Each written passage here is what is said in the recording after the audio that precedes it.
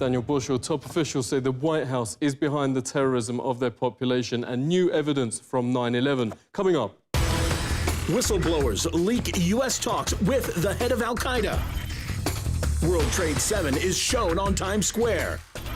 And the father of a Twin Towers victim tells us about being attacked by mainstream media.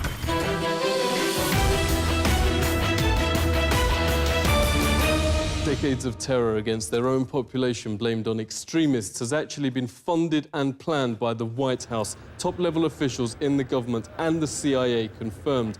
A campaign known as Gladio is called by former CIA head Bill Colby a, quote, major operation. In sworn testimony, one of the conspirators confessed, you have to attack civilians, the people, women, children, far removed from any political game, so authorities can bring in a state of emergency. Dr. Daniel Ganser, author of NATO's Secret Armies, thanks very much indeed for coming on. So mainstream media don't report this, but it is now on the record and officially documented that decades of terror attacks against their own population are in fact organised by the CIA and the White House. Operation Northwoods with evidence of Operation Gladio. We have the data now available. And then the people understand that this exists, but they still have a psychological moment where they have a hard time to believe that it still goes on, because it's bad news. You know, it basically means that terrorism can be manipulated in order to move people around like sheep, really. And if you're told you're sheep and you're being moved by false flag terrorism, I mean, this is really something you don't want to hear. Yeah, we keep finding this term strategy of tension by the White House. What does it mean? Strategy of tension actually means that you blow up a bomb and say your enemy did it. What we do have is evidence that this strategy of tension goes on. It's not over. Bigger than Watergate, the FBI's Dennis Sacker calls US shielding Al-Qaeda leaders up to 2001 and reports Veterans Today still ongoing. FBI whistleblower Sybil Edmonds has exposed the, quote, innumerable regular meetings between US representatives and bin Laden's deputy, now head of Al-Qaeda, Ayman al-Zawahiri, leading up to September 2001. July 2001, FBI agents closing in on the 9/11 plotters were thrown off the case and threatened with prosecution. Then, when officers arrested Mohammed Khalifa, directly linked to America's most wanted terrorist, Ramzi Youssef, the Secretary of State himself intervened, had Khalifa immediately deported to Saudi and released. People at the CIA were rip not even speaking in retrospect, but contemporaneous with what the intelligence community knew. Khalifa's deportation was unreal. Dr. Kevin Barrett is the author of Questioning the War on Terror. Great to speak to you. We actually have leaders admitting these terrorists are just tools. And that's what Al-Qaeda is. It's a cat's paw for Western intelligence agencies. And we heard this from the Arab world's leading political commentator, Mohammed Hakel, who told us immediately after 9/11 that this official story of 9/11 is ridiculous. He said when he was at the highest levels of government in Europe, he was the one who was in charge of essentially infiltrating and virtually running so-called Al-Qaeda. He said Al-Qaeda is full of people from Saudi intelligence, from U.S. intelligence, Israeli intelligence, and of course Egyptian intelligence. It couldn't do anything on its own. British scholar Nafis Ahmad, who's one of the world's leading scholars of terrorism and one of the best, talks about an incident that happened in Turkey. I believe this was a little bit before 9/11. A high-level, supposed senior Al-Qaeda commander was arrested in Turkey. And the guards at the prison, who were devout Muslims, noticed that he wasn't praying. He was asking for pork. And they said, "What? You know, we thought you were a radical Muslim." And he kind of laughed and said, no, this is all just a strategy of tension. This 9/11, the world's top physicists, pilots, engineers joined victims' families to sidestep the mainstream media wall of silence. Huge billboards on Times Square and across the states confront the fact most Americans don't know a third giant tower on 9/11 wasn't even hit by a plane, yet somehow collapsed in free fall. At 5:20 p.m., World Trade 7 suddenly, neatly and symmetrically just folded like a pancake. This is high school physics. A building cannot do free fall with 40,000 tons of structural steel in its structural system without it being blown up. The government version is that office fires made all 84 steel columns break at the same time. But there are other versions. John Cole's among thousands of leading independent experts with architects and engineers for 9/11 Truth. Great to speak to you. So who did it? Who didn't do it is the 19 hijackers that allegedly flew the plane. It is impossible. It is impossible to melt that steel by the office fires, the jet fuel, or the collapse itself. It's a physical impossibility. It cannot be replicated experimentally. It defies the laws of physics. If you set aside your politics, you set aside your beliefs and your religion, and you use the scientific method. World Trade Center 7 is basically a classic controlled demolition where a building free falls and comes straight down into virtually its own footprint.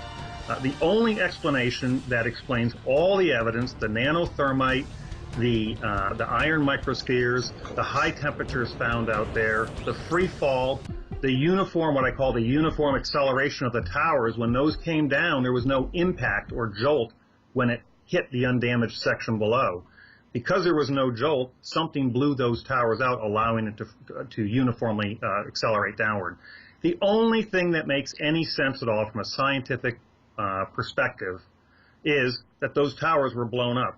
John made a mockery of mainstream sites Nat Geo and Pop Mechanics, who've desperately tried, for instance, to show 175 pounds of military nanothermite couldn't break the columns. John did it with just 1 pound. Can thermite of any type burn through steel beams? I guess it can. Renowned librarian and researcher Elizabeth Woodworth has come in to help form the Consensus 9/11 panel, confirming it uses best practice with the most rigorous peer review. Thanks so much for joining us. There's this remarkably high consensus among experts that the government version can't be right. We have some of the top experts in the field who've published in peer-reviewed scientific journals. And yet, these scientific journals exist, like the Herrott study, but they're never covered in the media. If people knew about the research, they would find it compelling. Dr. Griffin has said that he's never heard of anybody who saw the evidence, became converted to this point of view, and then changed back. Yeah, the panel's made government already change its story and admits Skyscraper 7's freefall. That's right. David Chandler is an extraordinary model maker. Chandler is on the panel, and he devised a model to prove that the top floors fell with no resistance. There's only one way that that can happen, and that is that all the columns, there are 84 of these columns, that they were severed at the same moment. Dr. Graham McQueen accessed the New York Fire Department records from that day. Thanks very much for joining us. Never broadcast by mainstream media, but more than 100 witnesses have even reported the explosives bringing down the Twin Towers. Here was this roughly 10,000 pages of extremely rich eyewitness material. And I found that there were 118 people who clearly perceived explosions. You know, we have firefighters who are used to fighting high-rise fires, who are used to encountering smoke explosions and boilers, and yet they use words like bombs. You know, they don't identify with the things we would expect. Floor by floor instead of popping out. It was if they had detonated. If they were planned to take down a building. Boom, boom, boom, boom, boom, boom, boom, boom. All the way down. Bob McIlvaine has wanted answers why the post-mortem of his son Bobby found his fatal injuries in the South Tower consistent not with fireballs, but explosives. Yet mainstream host Rachel Maddow here recently sneered he's not only a conspiracy theorist for asking questions, but also attempted to connect him to violence and Al-Qaeda. All of these nefarious conspiracies about government plots to kill and conspire and lie about it and cover up the real truth. I mean, this stuff is as ridiculous as it has ever been, but it is as ridiculous as it is dangerous. Bobby's father joins us. Thank you very much for speaking with us. How do you feel first losing your son and now being portrayed as the bad guy? My son died. He died from an explosion. I can prove that beyond a reasonable doubt. If I was in a courtroom, a jury cannot not accept that as proof. So that's where we have our problem. When I say, well, this was an inside job. Well, my son died from an inside job from someone putting bombs detonations. I would make her sit in this room and go through what I just went with you. And then I would say, now you tell me I'm a conspiracy theorist. Just shows you how awful our media is. I don't want to call her the media. She makes over $1 million, and they tell her what to say. One newspaper reporter, and is from the Philadelphia area, was very upfront with me. She said, you know, Bob, she says, as a reporter, I am the problem because we will lose our jobs. If I take that, just that little bit you just said, to the editor, he will crush it. So I'm telling you right now, I can't put your story out there. The media owners will not allow them. The press would not cover just that because it would put a little doubt in people's minds. Yeah, who do you blame for all this? The people of the United States are just as much to blame because they just want to believe that we are good people. We are an exceptional country. But this is what governments do. You know, it's very Machiavellian. Now we have an endless war on terror.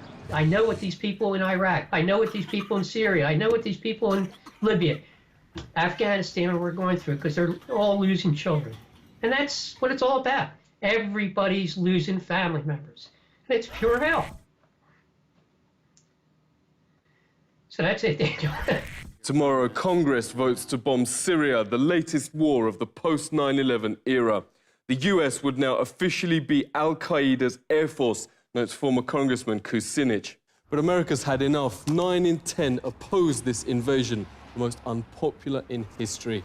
Regarding 9/11, a massive 84% now say the government's lying. We now have the precedents documented that governments prepared to commit supreme crimes against its population. Exactly what happened on 9/11 can be argued by both so-called conspiracy theorists and the authorities. What's beyond dispute is on the 11th of September, the world will join to mourn the almost 3,000 innocent people who lost their lives. This is The Truth Seeker.